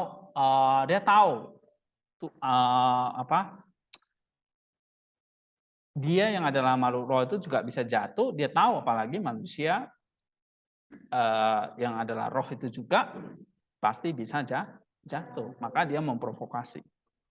Ya, melalui cinta diri, karena ya memang dia jatuh itu gara-gara cinta diri. Si iblis jatuh itu gara-gara cinta diri, ya maka dia juga memprovokasi manusia melalui cinta diri untuk mengejar kesenangan sensual, bukan lagi mengejar Allah tapi mengejar hal-hal yang sensual tadi. Oke. Nah, jika manusia telah menaati perintah Allah sejak awal, maka kebajikan secara alami akan berkembang di hati manusia, penyatuan akan Allah melalui kasih akan terwujud. Jadi kalau seandainya manusia tidak jatuh dalam dosa, maka terjadilah teosis di situ. Tapi belum sempurna. It's not the perfect, ya. Belum sempurna. Kenapa? Karena rupa Allah yang sempurna itu belum hadir, gitu ya. Nah, ketidaktaatan membawa pelanggaran kosmik, serangkai perpecahan antara manusia dan pencipta. Oke, kita baca lagi ya. Maximus seperti banyak bapak asketis lainnya menggambarkan iblis yang menyerang manusia, menggoda mereka dengan pikiran yang berapi-api, melawan mereka dengan segala cara yang mungkin. Saya lupa share screen ya, sorry. Oke. Maximus seperti banyak bapak asketis lainnya menggambarkan iblis yang menyerang manusia, menggoda mereka dengan pikiran yang berapi-api, melawan mereka dengan segala cara yang mungkin untuk memisahkan mereka dari Allah. Iblis adalah musuh yang berusaha untuk menyebabkan perpecahan di alam semesta, melanjutkan apa yang terjadi pada kejatuhan manusia, memecah belah manusia, memisahkan mereka dari persekutuan dengan Allah. Ini peranan iblis ya. Nah, seiring dengan keretakan dihasilkan dari ketidaktaatan manusia, kejatuhan menggeser kemampuan manusia yang awalnya dirancang untuk merenungkan realitas spiritual dan mengarah pada teosis. Karena kejatuhan, Maximus menegaskan iblis memusatkan perhatian manusia pada hal-hal yang sensual atau indrawi, sehingga manusia disibukkan dengan hal-hal yang indrawi, tidak memperoleh pemahaman tentang apa yang ada di luar indera. Penyalahgunaan kehendak bebas ini mengarah pada penipuan dan mementingkan diri sendiri, ya, dan nanti ini akan disembuhkan oleh kasih karunia Roh Kudus, ya. Nah, itulah sebabnya memang kita harus memusatkan bagaimana membawa hal-hal yang sensual itu kepada hal-hal yang bersifat roh tadi, ya. Nah, ini hanya bisa kalau nanti ada kasih karunia atau ada tadi yang saya bilang di bawahnya ya. Jadi kalau ada nous logos itu harus bekerja sama dengan rahmat, dengan kasih karunia gitu. Oke. Jadi kayak semacam bagaimana? Kan gini, manusia itu cenderung kepada hal-hal yang sensual. Ya, karena itu kejatuhan kita. Nah, sekarang bagaimana memusatkan hal-hal yang sensual itu kepada hal-hal yang bersifat roh. Nah, disinilah peranan dari bagaimana kita bekerja sama dengan Roh Kudus. Nah, di sini dikatakan Roh Kudus mematahkan keterikatan yang tidak sehat dari kemampuan pada hal-hal materi dan mengembalikannya pada keadaan semula. Hanya dengan demikian manusia akan dimampukan untuk bergerak melampaui hal-hal sensual atau indrawi untuk mencari realitas ilahi dan memenuhi panggilan mereka sebagai manusia. Nah, ini tugas kita. Makanya Rasul Paulus bilang gini, janganlah memikirkan perkara-perkara yang di dunia lagi, tapi carilah perkara-perkara yang di atas. Sehingga kita tuh makin lihatnya makin naik gitu loh. Ya. Itu dalam Kolose 3. Oke. Coba baca ini. Roh Kudus Yesus mengatakan kecerdasan yang tidak sehat dan kemampuan pada hal mengembalikannya pada keadaan. Nah, mengembalikannya pada keadaan semula. Jadi kalau Adam itu di Taman Eden itu kan harusnya melihat pada Allah, ya kan, mencari hal-hal Allah, bukan lagi pada hal-hal materi. Terus hanya dengan demikian manusia akan dimampukan untuk bergerak melampaui hal-hal sensual atau fitrawi, untuk mencari realitas ilahi dan memenuhi panggilan mereka sebagai manusia. nah, gitu. Ya. Nah, kemudian ini ada dari halaman 247-48 ini katakan gini. Selain itu karena peran mikroskosmik dan perantara manusia di alam semesta sebagai makhluk yang terdiri dari tubuh dan jiwa, konsekuensi kejatuhan menyebar melalui tatanan yang diciptakan. Nah, ini akibat kejatuhan ya. Jadi akibat kejatuhan maka tatanan itu jadi kacau balau semua, kata Maximus. Ya, nah ketidaktaatan Adam dan Hawa ini membawa hukuman mati di semua alam. Oke, manusia dimaksudkan untuk membawa semua ciptaan kan dikasih tugas sama Allah kan. Ternyata dia gagal. Manusia dimaksudkan untuk membawa semua ciptaan ke dalam keselarasan dan kesatuan dengan Allah, tetapi sekarang manusia terpisah dari anugerah ilahi, memimpin ciptaan menuju kematian. Dengan tunduk dan bekerja sama oleh tipu daya iblis, manusia mengambil bagian dalam tindakan menghancurkan karya-karya Allah dan menghancurkan apa yang telah diciptakan. Akhirnya melalui kejatuhan Adam dan Hawa secara fisik, kehidupan manusia diubah dan ditandai oleh kesenangan dan kesakitan. Manusia dimasukkan untuk hidup kekal, tetapi seperti yang kita lihat dalam sejumlah teks, manusia memilih temporal, kesenangan indrawi, dan memasukkan rasa sakit ke dalam kehidupan manusia disertai dengan hukum kematian. Ya, oleh karena itu kematian adalah sesuatu yang mengakhiri lintasan di luar tujuan ilahi. Jadi kematian itu seperti puncak dari semua tatanan yang kacau balau tadi.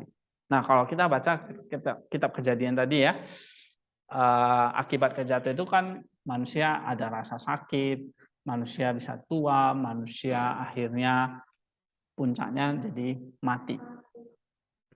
Ya, jadi kematian itu seperti puncak dari rasa sakit atau rasa kehidupan yang sia-sia. Oke. Nah, tapi manusia masih diciptakan untuk hidup dan setelah kejatuhan, hubungan seksual adalah sarana untuk hidup, sesuatu yang menunjukkan kenikmatan indrawi yang menghasilkan kelahiran melalui rasa sakit. Oleh karena itu, umat manusia menemukan dirinya terpenjara oleh hukum kematian dan hukum kesenangan yang mengatur akhir dan awal kehidupan jasmani. Dalam pandangan Maximus, melalui Kristus aturan tirani dari hukum-hukum ini dihancurkan dan manusia dibebaskan untuk mengalami hidup baru dan dapat memenuhi tujuan penciptaan mereka. Jadi kalau kita baca di sini, ketika Kristus menebus kita, maka dia juga bukan hanya menebus manusia, dia menebus seluruh alam ciptaan ini. Ya, makanya dia juga menebus materi, misalnya seperti air, tanah, semuanya ditebus nanti untuk kita. Ya, karena memang kita nggak bisa hidup tanpa materi. Artinya tubuh manusia nggak bisa hidup tanpa energi materi dari alam. Ya, nah, jadi Pak, bagaimana nanti kalau dalam kehidupan kekal kita bisa hidup di dalam kekekalan? Apakah ada materi seperti ini? Apakah nanti dalam kekekalan kita masih butuh air? Kita masih seperti di Taman Eden lah. Ada binatang, ada materi, ada batu, ada gunung. Kita masih makan ikan, makan sayur. Atau tidak lagi?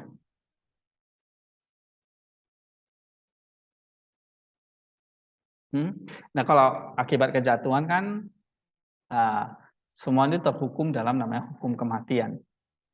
Ya, binatang mati, tumbuh-tumbuhan semua mati dan sebagainya. Nah, manusia juga mati. Nah, tapi setelah Kristus menebus itu bagaimana? Nah, nanti kita akan pelajari dalam eskatologi langit dan bumi yang baru. Seperti apa? Ya. Nah, kita akan pelajari, tapi kita belum bahas di situ. Belum sampai di situ ya. Langit dan bumi yang baru seperti apa? Oke, nanti kita akan masuk satu topik namanya inkarnasi. Ya, setelah kejatuhan. Jadi kalau saya tanya, apa itu kejatuhan dan akibatnya? Siapa yang bisa jawab di sini? Kejatuhan itu apa? Tatanan dunia menjadi kacau balau. Oke, terus apalagi poin-poin dia?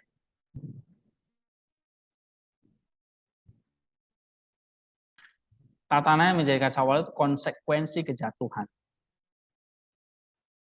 Ya, misalnya konsekuensi kejatuhan tatanannya itu menjadi kacau balau. Ya, misalnya perempuan melahirkan jadi sakit, seandainya tidak jatuh, tidak ada rasa sakit. Ya, lalu apalagi? Tanah itu terkutuk, ya kan? Seandainya manusia tidak jatuh, berarti tidak ada namanya kejatuhan kosmik. Ya, tidak ada namanya kejatuhan kosmik. Gitu. Tidak ada namanya Allah itu membuat bumi itu jadi banjir 40 hari 40 malam gitu. Nggak ada, ya. Tuh. Lalu Adam itu tidak lagi berkeluh kesah mencari pekerjaan, ya kan? Atau tidak ada rasa sakit.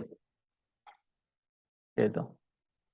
Akibat kejatuhan, manusia itu akhirnya punya concupiscence. Artinya apa? Manusia itu punya kecenderungan berbuat dosa. Ya. Oke. Nah, akibat kejatuhan kalau misalnya kita dulu sering pelajari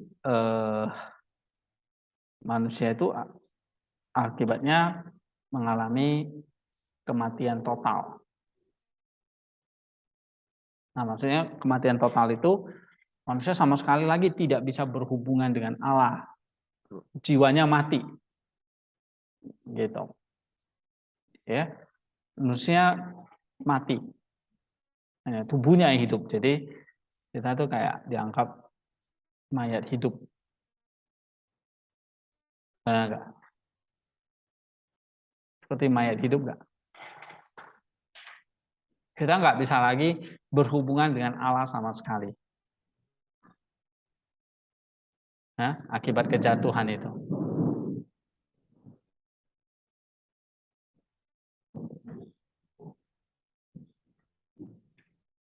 Nah, apakah gambar dan rupa itu akhirnya sama sekali nggak ada?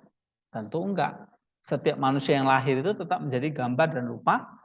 Gambar dan rupa Allah itu tetap ada. Cuma manusia sekarang cenderung pada perbuatan-perbuatan lahiriah atau indrawi tadi. Tidak lagi apa? Memikirkan tentang Allah. Ya, sehingga di sini kita tidak percaya bahwa setelah kejatuhan itu manusia tidak lagi menjadi gambar dan rupa Allah. Tidak. Tetap dalam dirinya ada gambar Allah dan rupa Allah. Cuma gambar Allah itu nggak bisa dieksersis lagi jadi rupa Allah. Kenapa? Karena tadi ada dosa yang menghalangi. Nah, dosa itu harus disingkirkan oleh Kristus. Nah, jadi kita harus punya apa? Nanti kita harus menyatu bersama dengan Kristus menyingkirkan itu. Nah, nanti kita akan bahas tentang topik inkarnasi dan deifikasi di sini untuk menyingkirkan dosa itu. Ya, oke. Nah, ini lumayan dalam tentang inkarnasi saya sudah banyak bahas, ya, tentang ini. Inkarnasi itu adalah kunci untuk apa? Bagaimana gambar dan rupa Allah, bagaimana gambar itu bisa jadi dalam rupa setelah kejatuhan itu.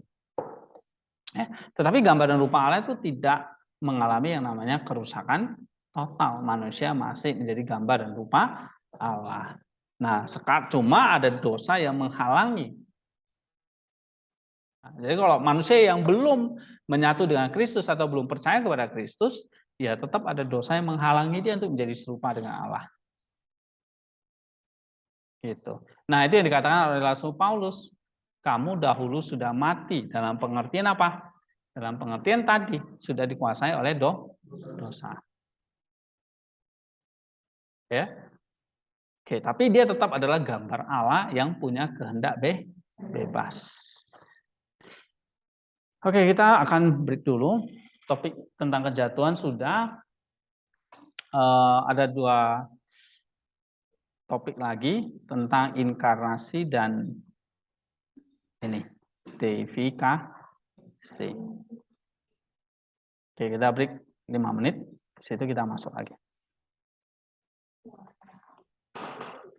Ya, 5 menit nanti saya kira-kira punya waktu setengah jam untuk cepat membahas ini. Oke.